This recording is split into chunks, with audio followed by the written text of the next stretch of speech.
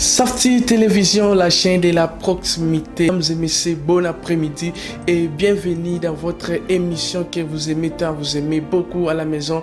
Apprenons l'anglais. Apprenons l'anglais, c'est une émission qu'on vous apprend anglais directement comme ça, gratuit à la maison. Ce n'est qu'ici à Safety Télévision, toujours avec moi, votre humble serviteur, votre humble teacher, the young teacher, donc le jeune professeur Mr. Light, Mr. Jonas Mpai, autrement appelé Mr. Light, the young teacher.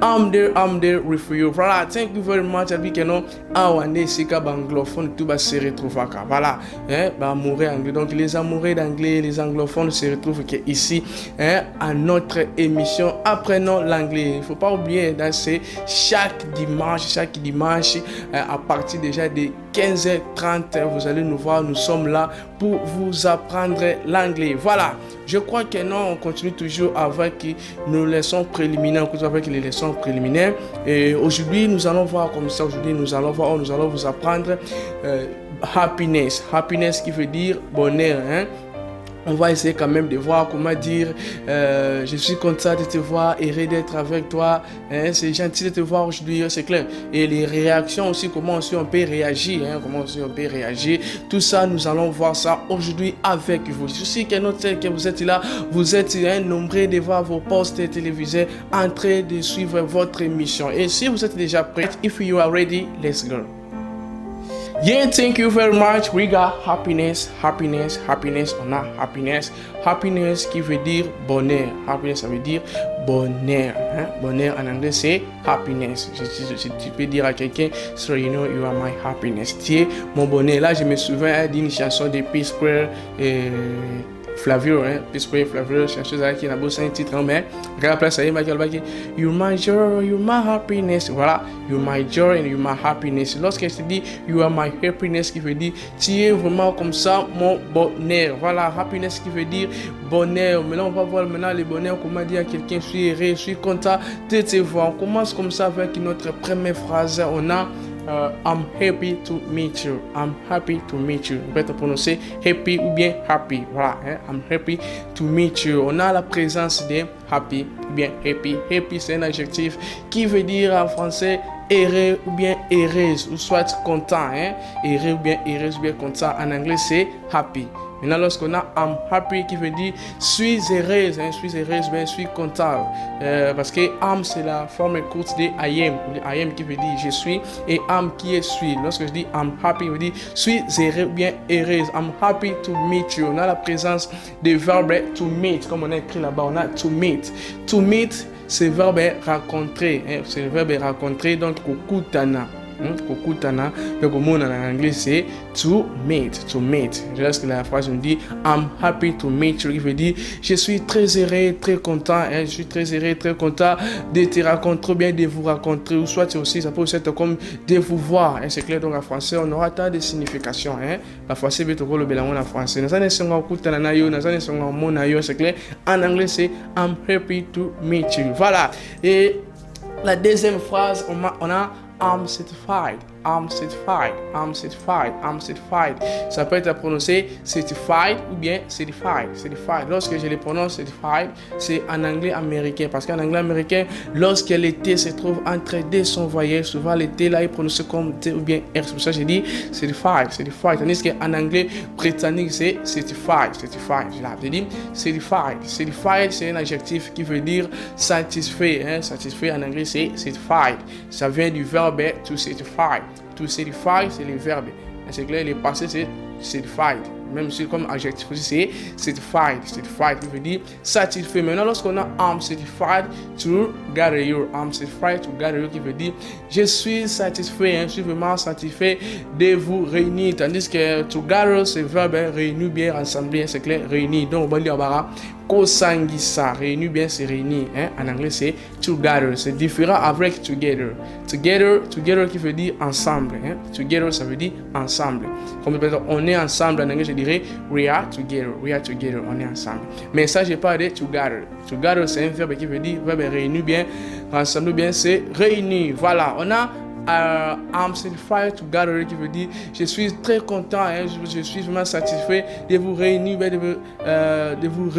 c'est clair. Donc, ça vraiment c'est moi pour ça bino soit il y a kutana bino parce que ça peut sens le coup la voix rencontrer. Donc, dans les sens là. Voilà, on continue comme ça. On a glad to see you today. Glad to see you today. On a la présence de glad. D'abord, glad c'est un adjectif qui veut dire content ou bien heureux, ou bien heureuse aussi parce qu'il y a même une signification avec happy. Là où on a écrit happy, on peut les remplacer mais pas glad. Voyez, lorsqu'on dit glad ou happy, c'est la même chose.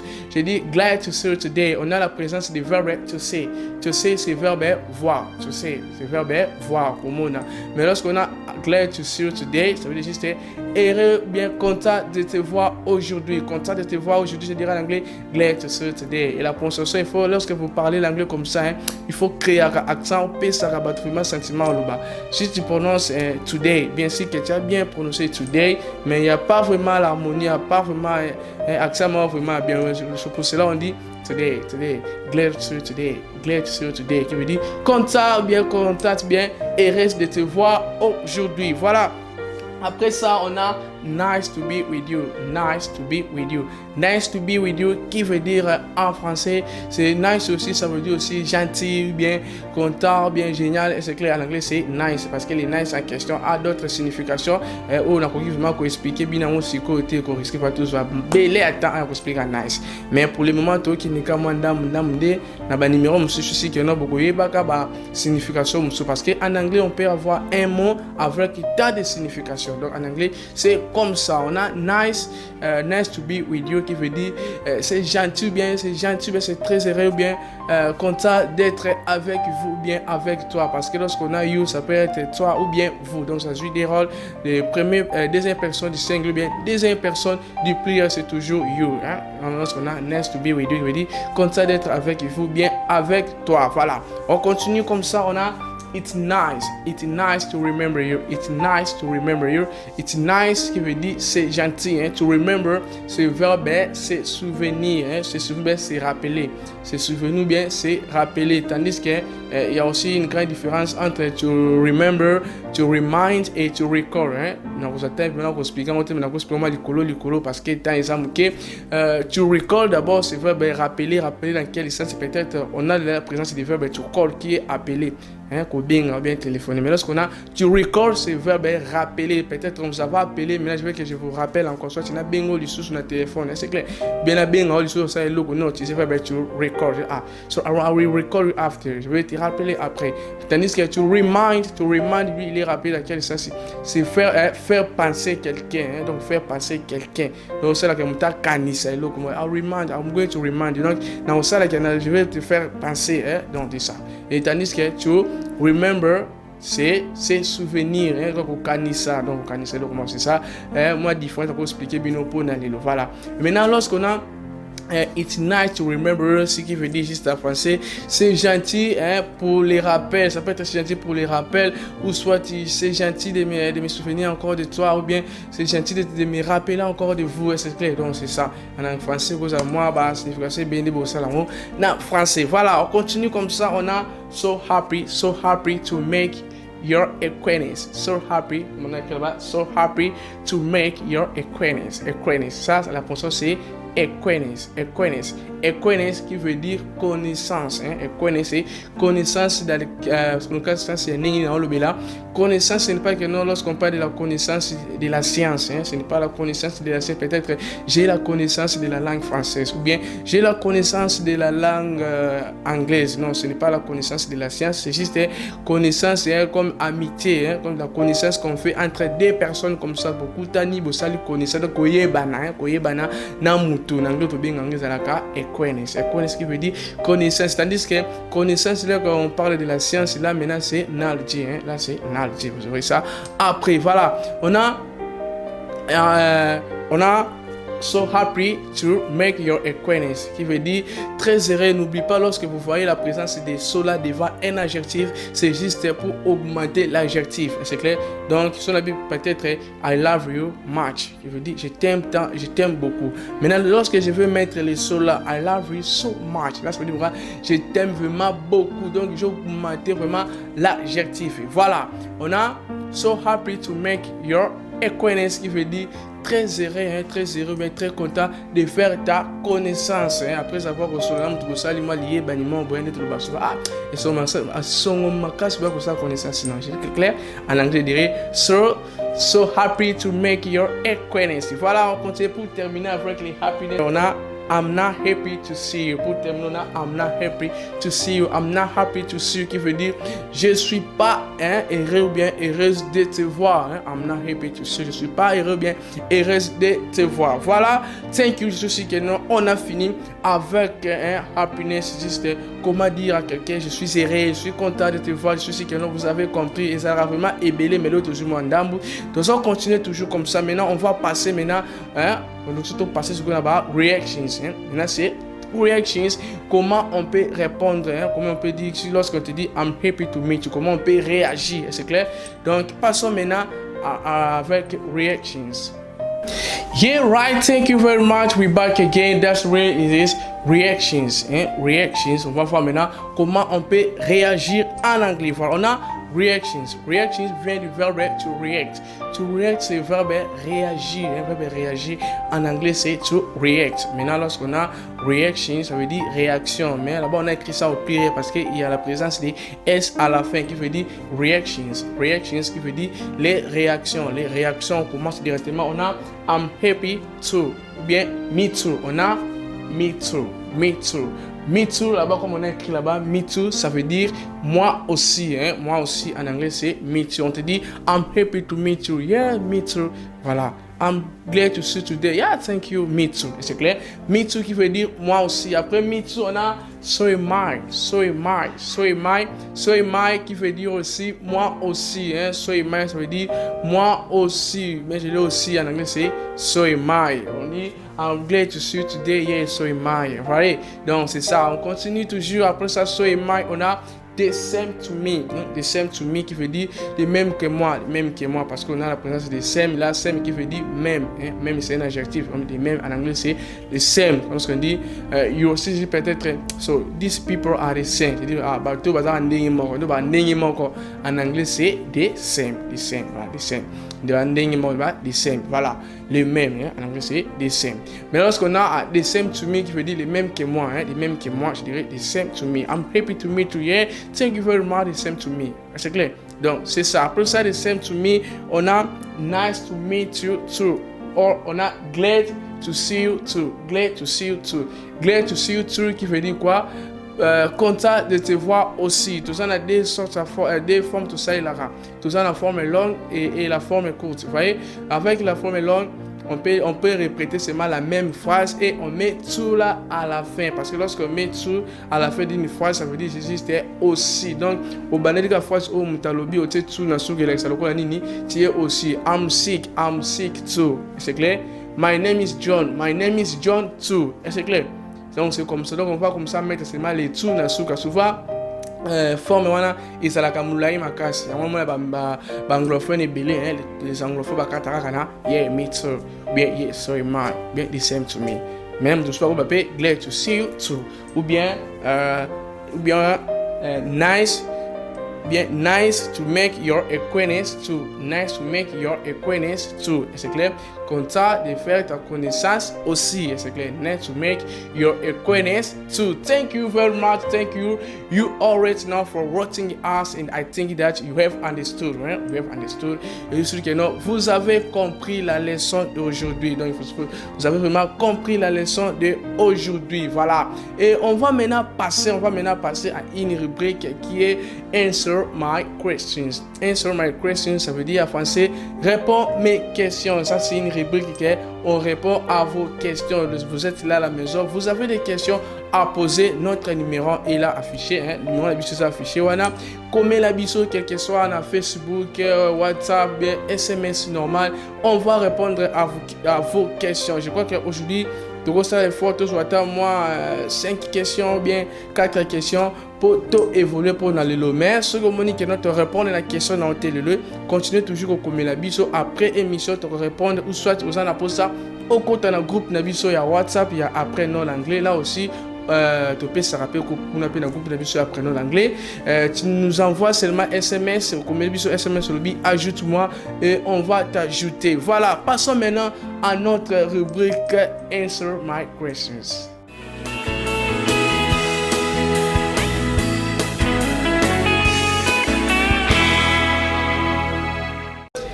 Answer my questions. Là maintenant, il faut faire le téléphone pour attendre SMS. Voilà. Je commence d'abord. Notre SMS est côté na WhatsApp pour mon côté belé. Je passe ça. Bonjour Monsieur Jonas. Bonjour Monsieur Jonas. Quelle est la différence entre to come in, to go in et to get in? Et la mine n'a pas écrit les noms, mais il faut aussi qu'on m'a commoné baka mutu boyende muta bengi po et ça la mabe mais a commis commoté alinga et ba différence entre to come in, to go in et to get in. Mon ami, to come in, to go in et to get in, c'est le verbe entrer. On sait que ça verbe entrer auto bengi na linga la kokota, kokota en anglais c'est to come in bien to get in bien to go in. Maintenant si côté c'est différence en dengeni to ko saler lango comment employer ça, voilà.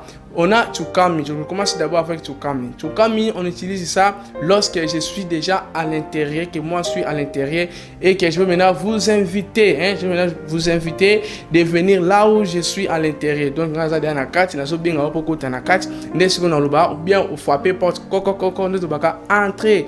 Quand vous êtes dans la carte, je dirais en anglais, sir, come in. Oui, je dirais come in, qui veut dire entre, bien entrer, c'est come in. Voilà. Et on a to go in, ça veut dire quoi? On est à l'extérieur, nous deux, on est à l'extérieur. Maintenant, je t'envoie d'entrer. Toi, tu vas libanda dans ce tir au côté, nous va keno côté, nous va keno côté, va entrer, c'est clair. Nesikoyo, na anglais, ce que ça la going. C'est clair, going veut dire entre. Ce n'est pas que non, moi je suis à l'intérieur, je t'invite d'entrer, je dis go in. Non, on dit come in. So dans ça, banda go in. Maintenant, get in, lui maintenant, il est standard. Get in ou bien getting. Il y a ceux qui le prononcent getting. Mais en anglais, c'est get in qui veut dire aussi entrer. Il y a ça, même dans la banda, même dans la carte, il y a un poste côté, dans le baraka, get in. Voilà, je suis sûr que non. On a répondu à ta question. On continue toujours, on continue avec les SMS. Continuez toujours à envoyer. Si vous avez une question par rapport à la leçon, ou bien vous avez une question que vous comprenez, si vous avez une SMS, vous allez répondre à nos cycles. Voilà. Salut teacher. C'est chez la Moutou, la patronne entre have you a sister et do you have a sister? Quelle est la bonne phrase? Voilà, chez la Moutou, la patronne, entre have you a sister et do you have a sister? La bonne phrase, je peux dire que non, phrase à malamu, ezara kanyo somi balé, eza malamu. C'est clair, non somi eza malamu. Mais différence, ezara que non, have you a sister? Je prends d'abord le verbe to have là. Le verbe to have en anglais américain, souvent est considéré comme verbe ordinaire. Tandis que, pourquoi je dis ça, est considéré comme verbe ordinaire à la forme interrogative lorsqu'on pose une question. Mais à la forme affirmative, c'est le verbe auxiliaire avoir. Voilà. Mais être comme à la forme interrogative, on va considérer le verbe ordinaire. Pourquoi je dis ça la forme interrogative? Parce que en anglais américain, lorsqu'on pose la question avec les verbes ordinaires, on a la présence de do ou bien does. C'est là qui parle déjà l'anglais, parce qu'on comprend des lignes qu'on expliquer. Et vous, il y aura une leçon comme ça, où on va expliquer comment poser une question avec les verbes auxiliaires ou bien ordinaires. Voilà, on va expliquer. Maintenant, avec les auxiliaires, tout ça là, inverse, tout ça, verbe donc, comme on a you have a sister. C'est à la forme affirmative. Soit il y a tout une question, je vais poser une question. Je vais juste prendre les verbes qui have, je le mets au début de la phrase. Ça, c'est avec les verbes auxiliaires, quel que soit auxiliaire avoir ou bien auxiliaire être, ou bien les verbes modaux. Je dirais have you a sister. Maintenant, avec to have, lui seulement, quand on dit have you a sister, ça c'est en anglais vraiment britannique. En anglais britannique.